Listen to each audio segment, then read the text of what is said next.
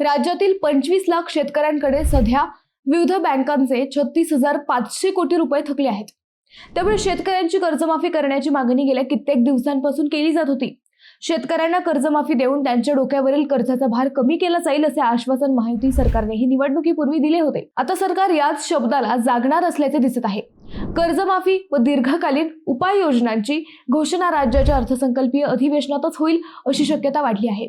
परंतु ही कर्जमाफी किती व कुणाला हे प्रश्न कायमच चर्चेत राहिलेत।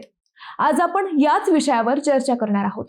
नमस्कार, मी अद्वैता आणि आपण पाहत आहात अहिल्यानगर लाईव्ह 24। नगरी राजकारणाचं परफेक्ट अनालिसिस। सहकार विभागाने थकबाकीदार व नियमित कर्ज फेडणाऱ्या शेतकऱ्यांची माहिती मागवली आहे।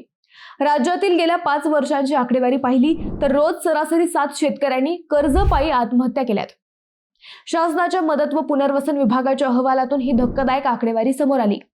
राज्यातील 36 जिल्ह्यांपैकी अमरावती, छत्रपती संभाजीनगर, नाशिक, नागपूर आणि पुणे या विभागात सर्वाधिक शेतकऱ्यांनी आत्महत्या केल्याचे वास्तवही यातून समोर येते। विशेष म्हणजे राज्यातील सुमारे 25 लाख शेतकऱ्यांना बँकांनी कायमचे दरवाजे बंद केले आहेत।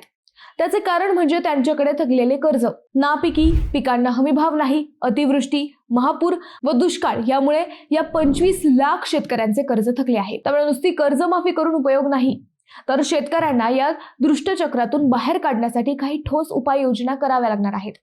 मुख्यमंत्री देवेंद्र फडणवीस यांनी याच उपाययोजनांवर जोर दिल्याचेही दिसत आहे। माजी सनदी अधिकारी प्रवीण सिंह परदेशी यांच्या अध्यक्षतेखाली सरकारने त्यासाठी समिती नेमली आहे। मार्च अखेर समितीचा अहवाल राज्य शासनाला सादर होईल। तत्पूर्वी शेतकऱ्यांना राज्य सरकार कर्जमाफीतून मोठा दिलासा देणार आहे। पण थकबाकीची रक्कम पाहता 7/12 कोरा होणार नाही हे निश्चित मानले जात आहे। आता ही कर्जमाफी नेमकी कशी असेल ते गणित आपण समजून घेऊ। काही बातम्यांनुसार प्रत्येक पात्र शेतकऱ्याचे 3 लाखांपर्यंतचे कर्ज माफ करण्याचा प्रस्ताव सरकारच्या विचाराधीन आहे। उर्वरित कर्जफेडीसाठी मुदतवाढ दिली जाण्याची शक्यता आहे। मागील 5 वर्षात नियमित परतफेड करणाऱ्या कर्जदारांना 50,000 रुपये ते 1 लाख रुपयांपर्यंत अनुदान देण्याचाही विचार सरकार करत आहे। एक रकमी परतफेड योजनेत सहभागी होणाऱ्या शेतकऱ्यांना भविष्यात पुन्हा कर्ज उपलब्ध करून देण्याची तरतूदही केली जाण्याची शक्यता आहे। दरम्यान नगर जिल्हा बँकेने जिल्ह्यातील 2,75,000 थकबाकीदार शेतकऱ्यांपैकी 2,74,000 शेतकऱ्यांची माहिती शासनाच्या पोर्टलवर सादर केलेली आहे। जिल्ह्यातील 719 मयत शेतकऱ्यांचे आधार कार्ड बँकेकडे उपलब्ध नव्हते।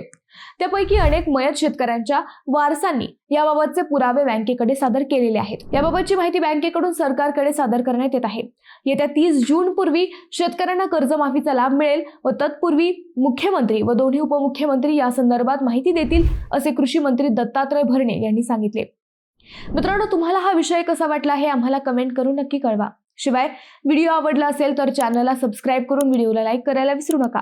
पुन्हा भेटू नव्या विषयावर, तोपर्यंत धन्यवाद।